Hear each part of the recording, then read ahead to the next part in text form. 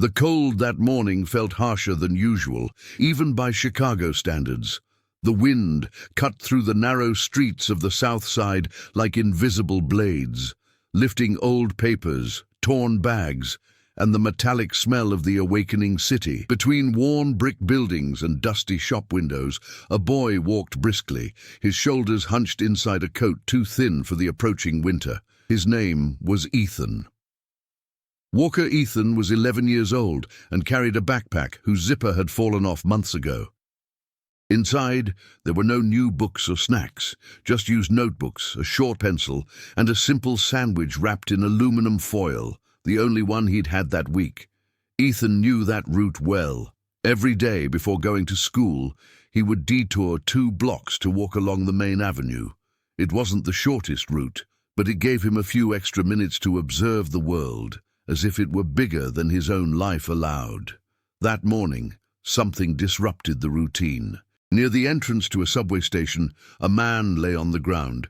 He didn't look like an ordinary homeless person. He wore a dark overcoat, now dusty and expensive, though worn, shoes. Around him, people passed by quickly, pretending not to see. Some looked away. Others murmured short phrases, almost always accompanied by disapproval. "He must be drunk," said a woman, clutching her purse tightly to her body. "There's always one of those around here," a man commented without slowing his pace. Ethan stopped. He didn't know exactly why. Perhaps it was the way the man tried to stand and failed, or the fact that, even on the cold ground, he maintained a strange air of dignity, like someone who didn't belong in that position. The boy looked around. Adults, young people, hurried workers. None of them stopped. He approached. "Sir, are you all right?" he asked, his voice low, almost swallowed by the noise of the city. The man opened his eyes with difficulty. They were clear, tired, but alert. He tried to speak, but only a hoarse sound escaped his throat. Ethan noticed the slight trembling of his hands and his face, too pale to be merely cold. Without much thought, Ethan took off his thin coat and placed it over the stranger's shoulders. The gesture was simple, automatic. It was something his mother used to do when they saw someone cold, before everything fell apart in their lives. "Wait! I'll go get help," said the boy, already getting up. Before he could take 2 steps, he heard laughter. "Hey kid, are you going to skip class and take care of a beggar?" shouted a teenager leaning against the station wall, accompanied by 2 others. "He's going to steal your coat," they laughed. Some people looked. No one intervened. The laughter echoed as something bigger than it should be, too heavy for an 11-year-old boy. Ethan felt his face burn. He thought about leaving. He thought about being late, the teacher's scolding, the single sandwich he might have to share. But she looked again at the man on the ground. The stranger tried to raise his hand, as if he wanted to return the coat. He couldn't. Ethan took a deep breath and ignored the laughter. He walked to a small coffee shop across the street and asked for help. Minutes later, an ambulance was called.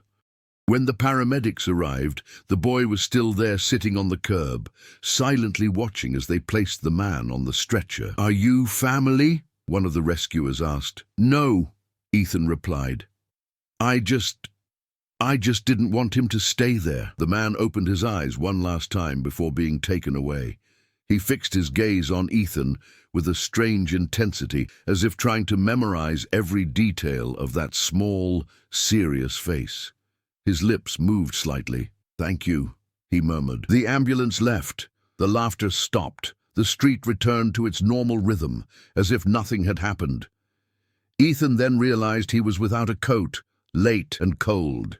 He ran to school, his heart racing, unable to explain why that scene wouldn't leave his mind. In the classroom he tried to concentrate, but the image of the fallen man kept returning. Who was he? Why was he there? Was he alive? None of these questions had answers. And yet, something inside Ethan felt uneasy, as if he had crossed an invisible line. In that same city, just a few kilometers away, private hospitals served powerful men, executives, investors, and businessmen. The world Ethan knew was far removed from that one. He lived with his mother in a small apartment, struggling to pay rent and overdue bills. His father had disappeared years before, leaving only broken promises and silence. Helping someone had never changed anything in his life. On the contrary, it almost always meant giving up the little he had. And yet, that morning, without knowing it, Ethan had made a decision that would set his life in motion in a way that no one, not even the man who laughed at him in the street, could have predicted. Fate, silent and patient, had just noticed the boy. The building where Ethan lived was above an old laundromat on a street where the streetlights flickered more than they illuminated. The constant smell of detergent mixed with rust permeated the narrow stairwell. The apartment had 2 small rooms, thin walls, and a heater that only worked when I wanted it to. Even so, it was there that Ethan and his mother tried to maintain some semblance of normalcy. Sarah Walker, her mother, woke up before sunrise every day. She worked as a cleaning assistant at a public hospital on the west side of town. She always wore the same thick coat, patched at the elbows, and carried a large bag where she kept her lunch, documents, and overdue bills. Tiredness was evident on her face, but not her hardness. Sarah spoke little, but observed everything, especially her son. "Don't come back late today," he said that morning, pouring weak coffee into a chipped mug. "They're talking about robberies on the corner by the station." Ethan nodded. He didn't tell about the fallen man. Not because he was hiding something, but because he had learned early on that some stories didn't find a place when survival consumed everything. At school, Ethan wasn't invisible. He was marked, simple clothes, worn sneakers, constant silence. Some classmates called him a beggar's hero after someone spread what had happened at the station. The laughter was low, but constant. Teachers saw a diligent but distracted student. No one realized the weight he carried trying to understand why helping someone had provoked so much mockery. Meanwhile, elsewhere in the city, the man Ethan had helped was fighting for something simpler than money or status: conscience. His name was Richard Holloway. For decades, Richard had been one of the most respected names in Illinois' financial sector. Founder of an investment firm that started small and grew into a giant, he was known for precise decisions, strategic coolness, and an almost obsessive discipline. The collapse came too quickly for someone accustomed to control. That week, Richard had discovered that his partner, someone he trusted blindly, had embezzled millions from the company, leaving behind broken contracts, furious investors, and an impending lawsuit. The pressure pushed him out of the organized world he knew.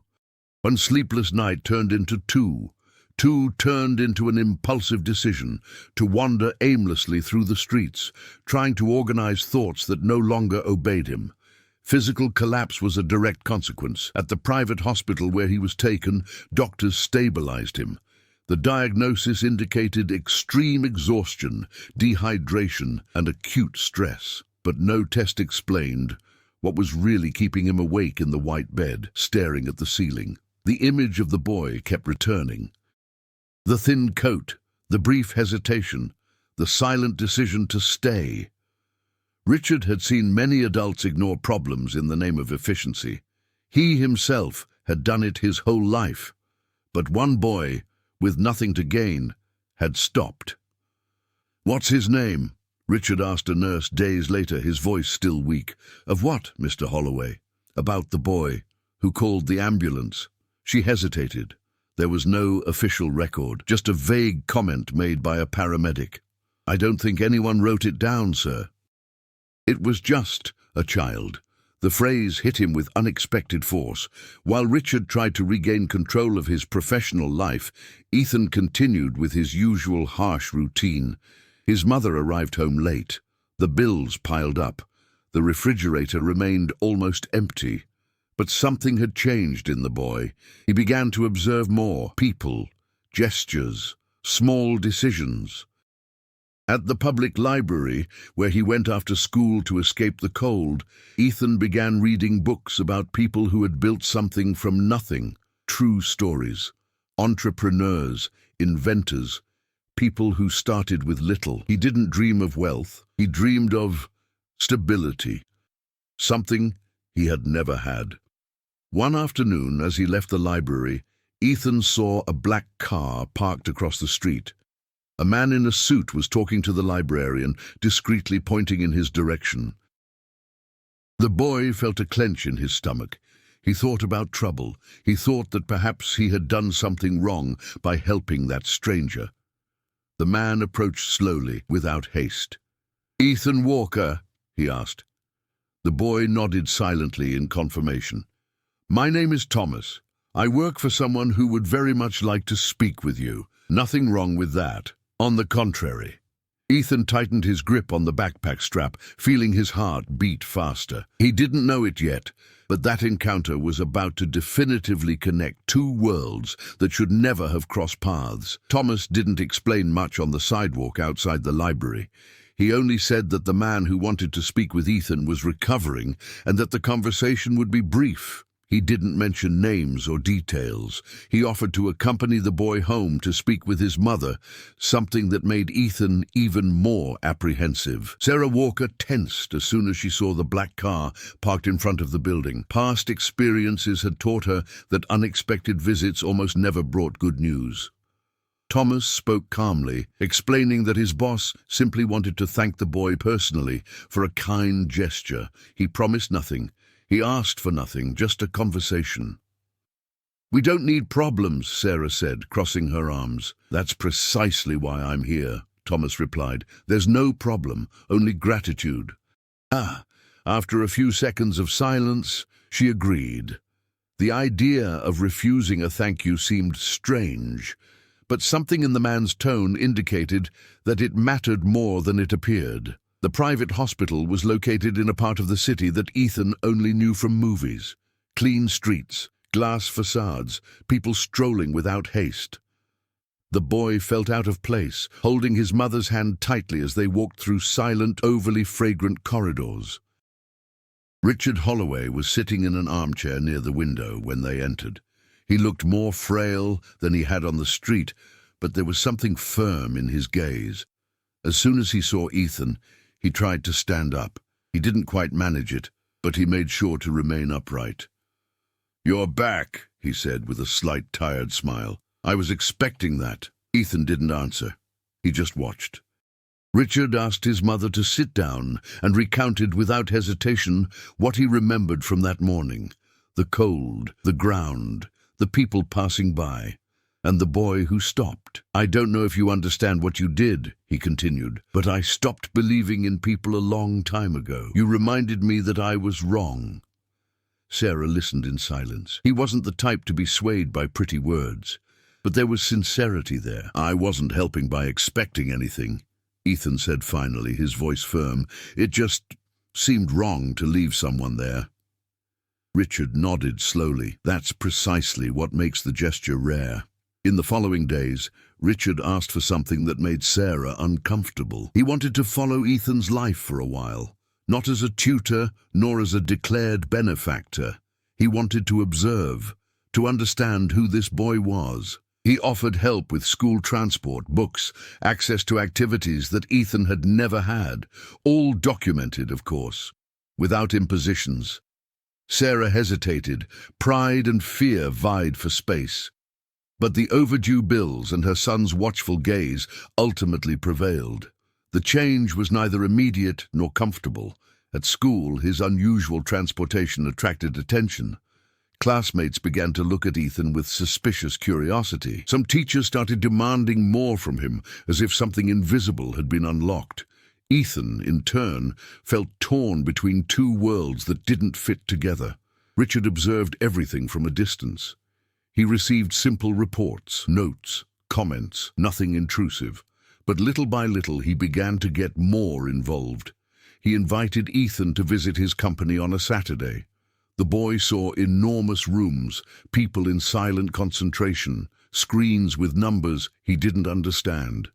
He wasn't impressed. He felt curious. "This all seems complicated," Ethan commented, looking at a wall covered in charts.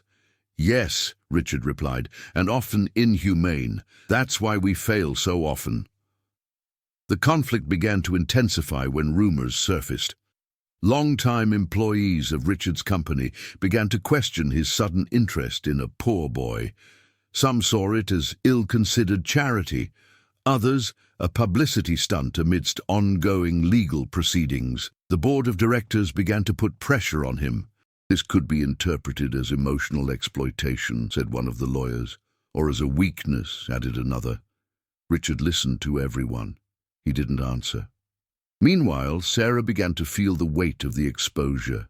Comments at work, curious glances, the feeling that they were being watched. She confronted Richard in a tense meeting.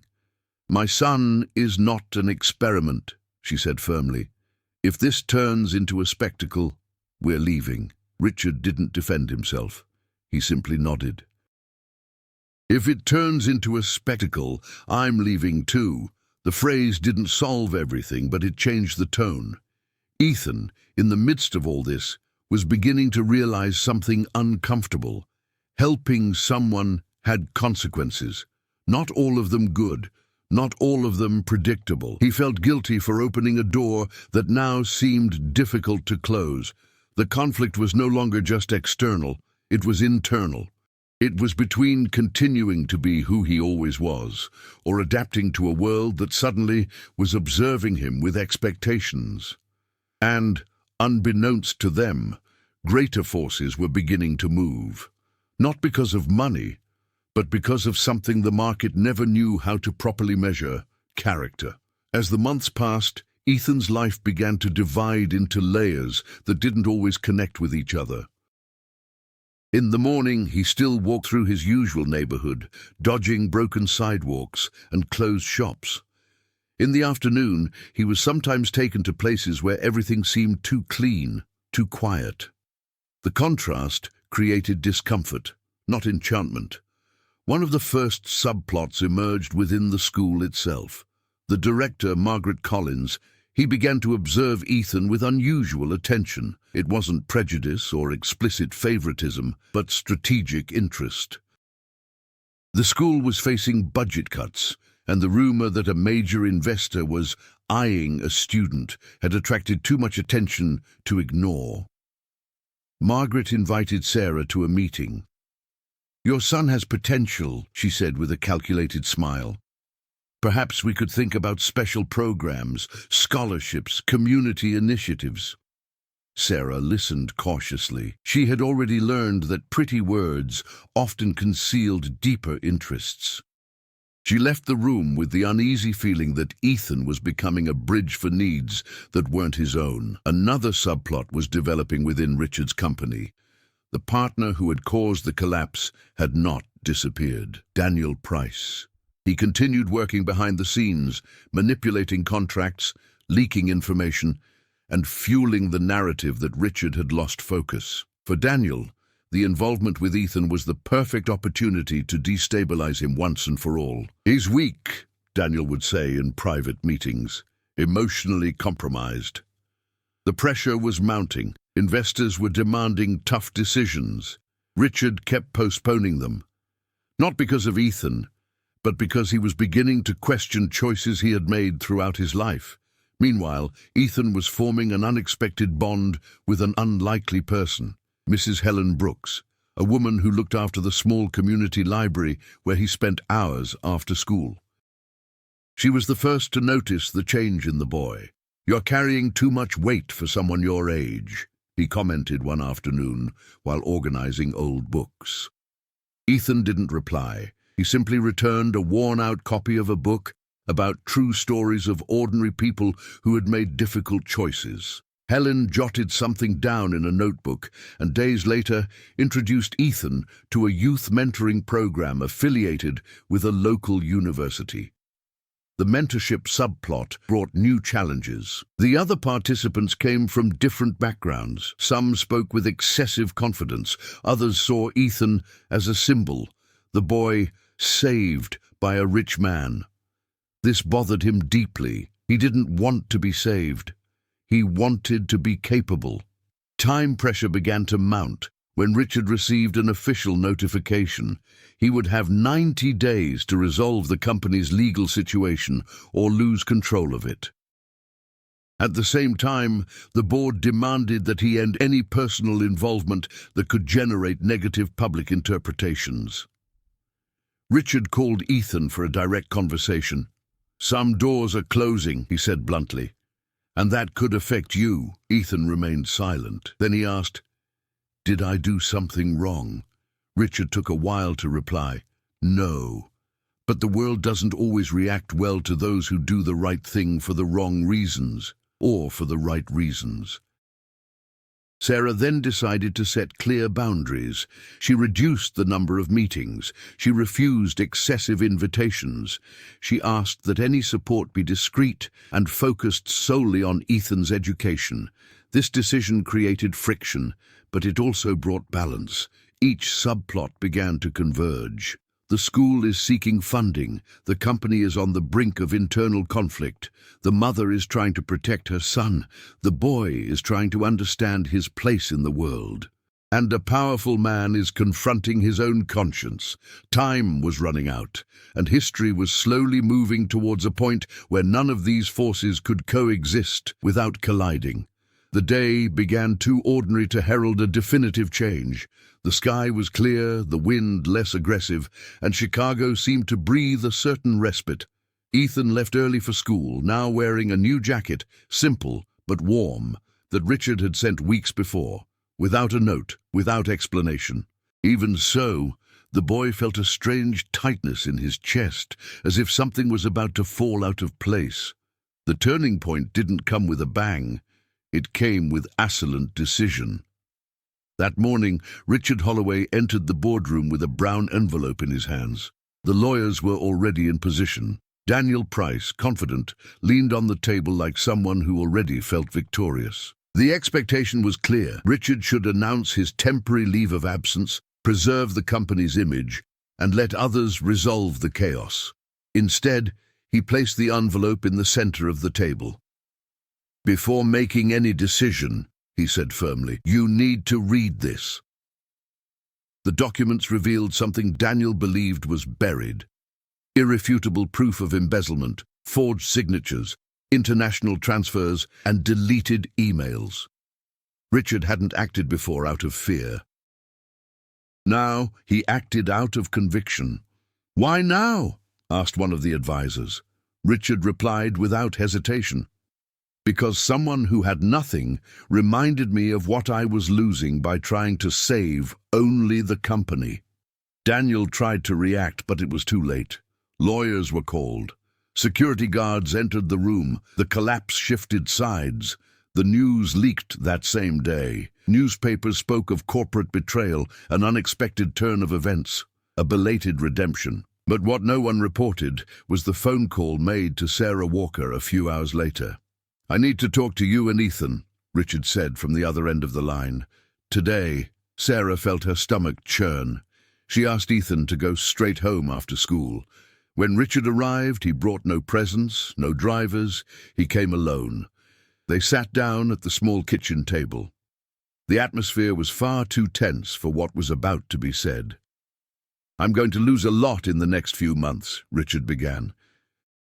"Maybe money, maybe reputation, but I can't lose this." He placed a thin folder on the table. Inside were legal documents. "I created an educational fund," he continued. "It's not a regular donation. It's irrevocable. Regardless of what happens to me or my company, Ethan will have access to a complete education, mentorship, and support all the way to university." Sarah stood up immediately. "No," he said firmly. "My son is not a payment for my conscience."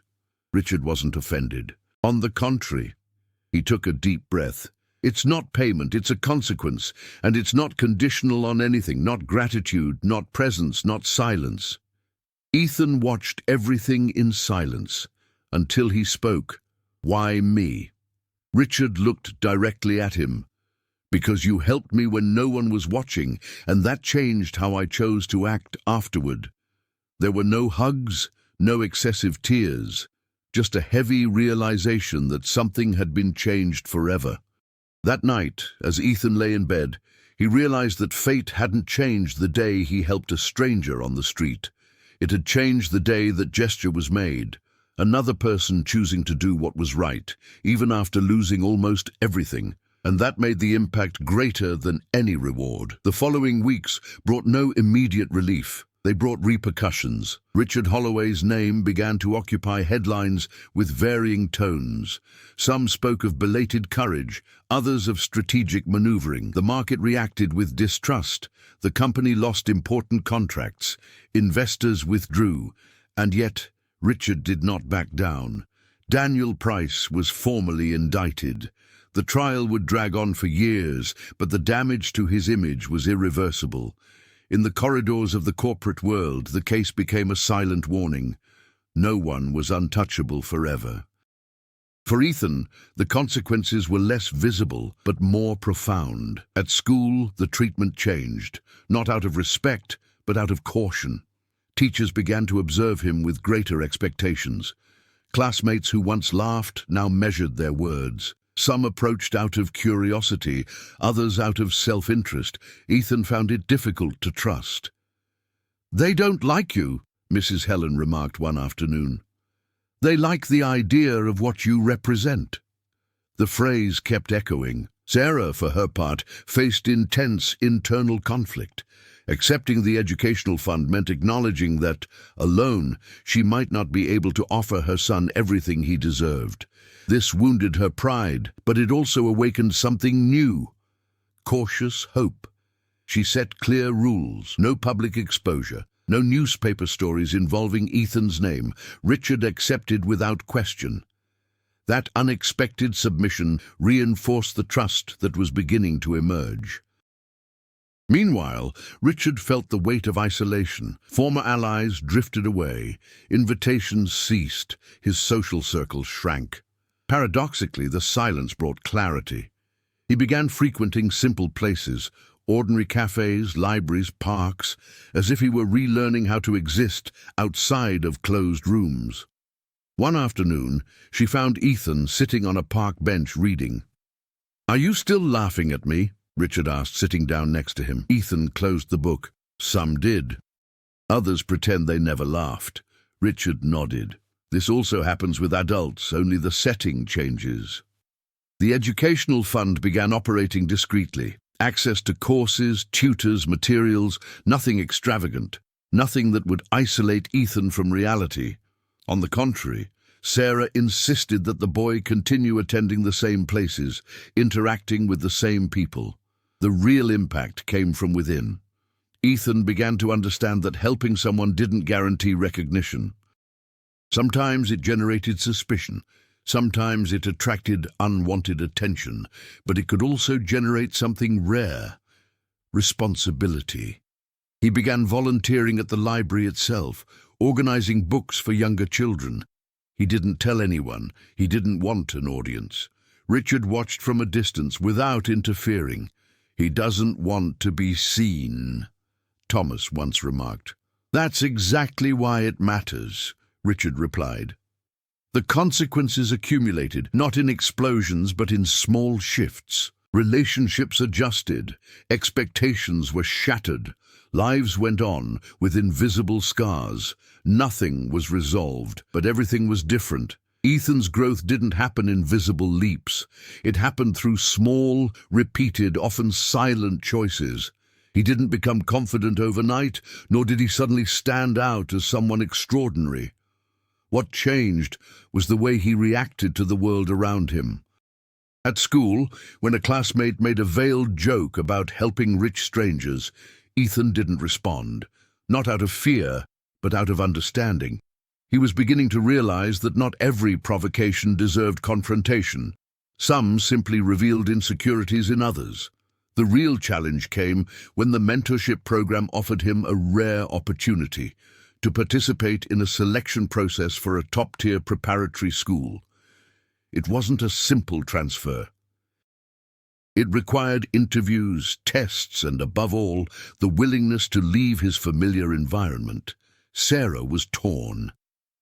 "You don't need to prove anything to anyone," she said, sitting at the kitchen table. "You don't have to go if you don't want to."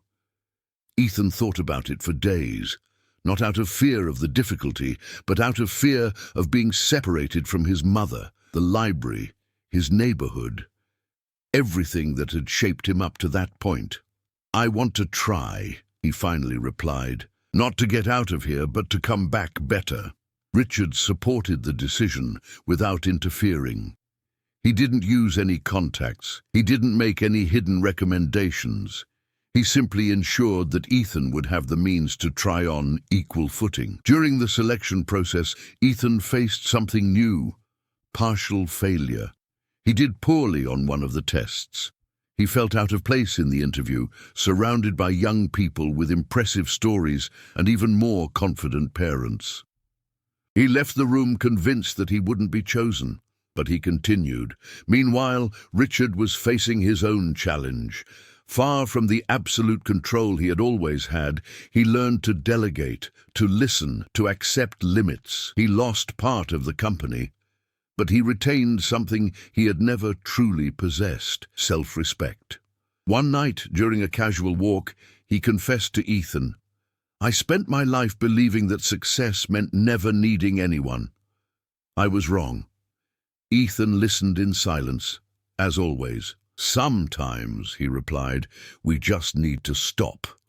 The letter arrived weeks later. Ethan had been accepted. Not through outside influence, but through consistent performance and an unexpected recommendation from the librarian Helen, who had written about character, not achievements. The transition wasn't easy. The new environment demanded adaptation. There were curious glances, indirect questions, glaring differences. But for the first time, Ethan didn't feel small. He felt prepared. He began to grow not only intellectually, but emotionally. He learned to ask for help.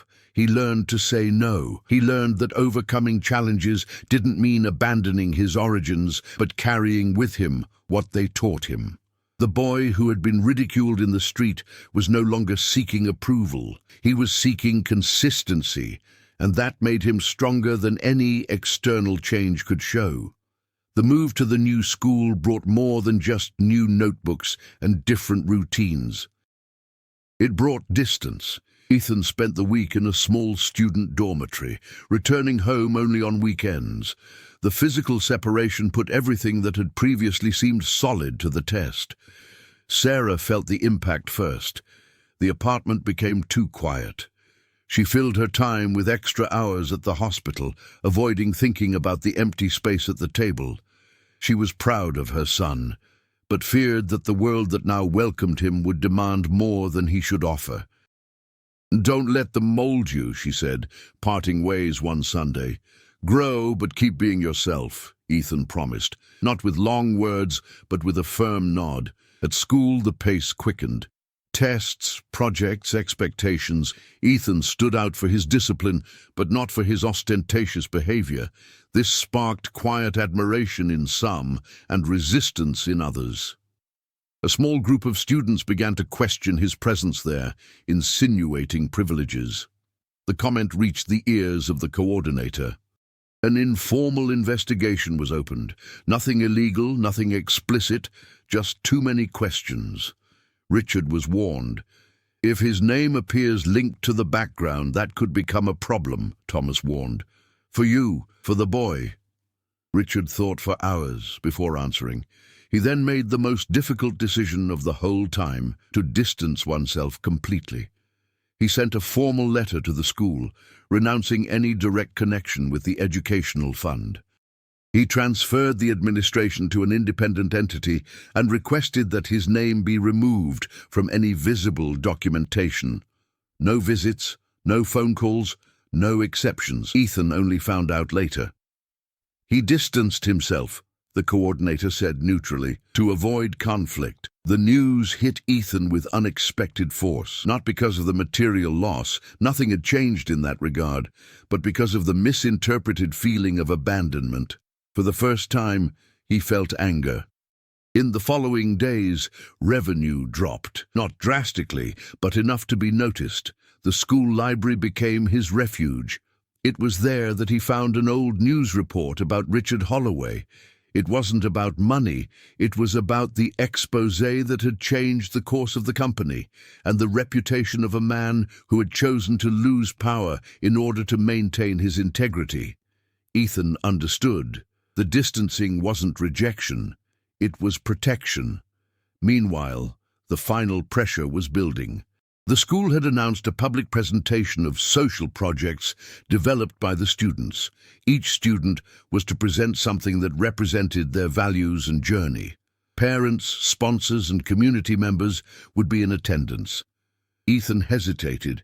He could have chosen something simple, impersonal, but he felt that this moment demanded honesty. He began to write, not about success, nor about charity, but about a cold morning, a man lying in the street, and a choice that seemed too small to matter. The climax was approaching, and for the first time, Ethan didn't know if he was ready to be seen, not as a symbol, but as the author of his own story. The school auditorium was full. Focused lights, aligned chairs, subdued murmurs. Parents chatted in discreet groups. Representatives from various institutions observed with professional interest. For many students, it was just another event. For Ethan, it was the point where everything converged. When they called his name, he felt the weight on his body even before he stood up. He went up on stage without looking at the audience. He placed the papers on the lectern, but didn't read them. He took a deep breath. The silence grew. "I'm not going to talk about success," he began, his voice firm despite his nervousness. "Nor about opportunities. I'm going to talk about a choice." Some leaned forward, others frowned. Ethan described the cold morning, the subway station, the fallen man, the people passing by, the laughter. He didn't mention names. He didn't ask for compassion. He simply recounted facts with uncomfortable simplicity. "I didn't help because I thought it would change my life," he continued. "I helped because it felt wrong not to." A murmur echoed through the room. "After that, my life changed, but not in the way people think. It changed because someone decided to do what was right after me." He paused for a moment. "Today I know that helping doesn't guarantee reward. Sometimes it brings problems, sometimes it brings silence, but it always reveals who we really are." The auditorium was completely quiet. At the back of the room, a man stood discreetly observing. He wasn't on the program. He hadn't been announced. Richard Holloway had arrived uninvited, without fanfare, just to listen. Ethan concluded without rehearsed applause, just a short thank you. The silence lasted for seconds that were far too long. Then someone started clapping, then another, and another. It wasn't explosive. It was gradual, respectful, real. The coordinator approached, visibly emotional. But before she could say anything, a representative from the Educational Foundation stood up. "This presentation," he said, "perfectly summarizes the kind of values we seek to encourage: transparency, character, and responsibility." He looked directly at Ethan. "We would like to offer you a full scholarship for community leadership, not because of your story, but because of how you told it." Ethan felt the world slow down. At the back of the room, Richard didn't applaud. He simply nodded, as if confirming something he already knew. The climax wasn't the stock market. It was the clear, public, and irreversible understanding that the gesture of a poor boy had triggered a chain of ethical decisions in adults who had always had power, but rarely courage. And now the world was listening. Life didn't turn into a fairy tale after that night. There were no magazine covers, no interviews, no grand promises. What there was continuity, and that, for Ethan, was more than enough. The Community Leadership Fellowship brought new responsibilities. Meetings, projects, encounters with people who wanted to understand how a simple gesture could generate real impact. Ethan learned to respond with concise honesty, avoiding empty inspirational speeches. He knew that his story wasn't a model, but an exception built on specific choices. At school, the atmosphere subtly changed. Questioning about privilege disappeared, replaced by quiet respect. Not because Ethan had become special, but because he had proven himself consistent. He didn't try to stand out. He just went along. Sarah, observing from a distance, realized something she never imagined feeling: tranquility. Not because the problems had disappeared, but because the future no longer seemed like a constant threat. She continued working hard, but now she slept better.